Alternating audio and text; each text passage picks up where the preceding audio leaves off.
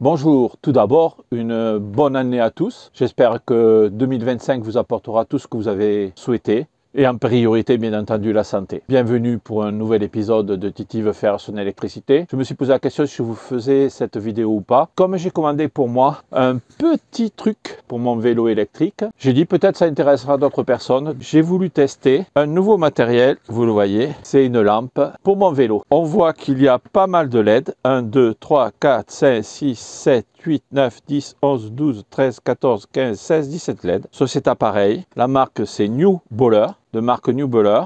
Vous avez vu pour le transport, comme les batteries sont incluses, il y a un petit cache que je vais enlever tout de suite pour le marche-arrêt. On va faire un test, il doit y avoir un peu de batterie quand même. Je ne sais pas si vous voyez, ça a l'air très lumineux. On a la durée, on a bien sûr plusieurs positions. C'est très lumineux. Je ne sais pas si vous êtes comme moi. J'ai quelques problèmes avec les lampes que j'avais mises n'étaient pas assez lumineuses. Donc j'ai dit, je vais faire un essai avec une nouvelle lampe. Je la trouvais un peu chère. Je l'ai payé quand même 35 €, batterie incluse, port inclus. Ce matériel New Baller comprend la lampe, les supports pour le fixer sur le cadre du vélo, le câble de recharge, les vis et même, ça c'est les jouets pour bien faire tenir la lampe. Il y a un adaptateur USB, voilà, qui se met ici et qui peut faire aussi la recharge. Visiblement, pas de mode d'emploi. Ce qu'on va faire, on va d'abord l'installer sur le vélo. Une fois installé, je le mettrai en charge toute la nuit. Et demain matin, je vous amènerai avec moi pour aller faire un tour de vélo pour voir si c'est efficace ou pas dans la vraie vie. A tout de suite pour l'installation. Nous voilà en place pour positionner les supports de notre lampe.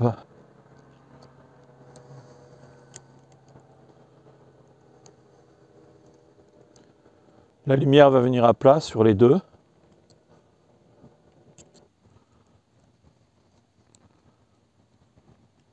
Je les positionne.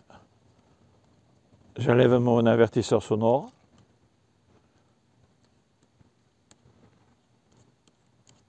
On dévisse.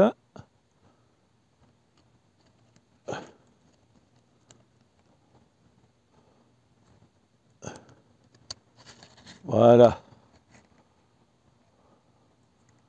Je fais glisser ma barre. Je la fixe, je fais un test. Voilà. Je vérifie que j'ai un peu de jeu pour régler demain. Le montage est simple, là. C'est prêt pour demain matin, pour faire le test dans la nuit. On peut remarquer que c'est déjà très puissant. Bon, pour enlever, rien de plus simple. On dévisse les deux petits, on fait glisser et on retire pour aller recharger en USB le phare.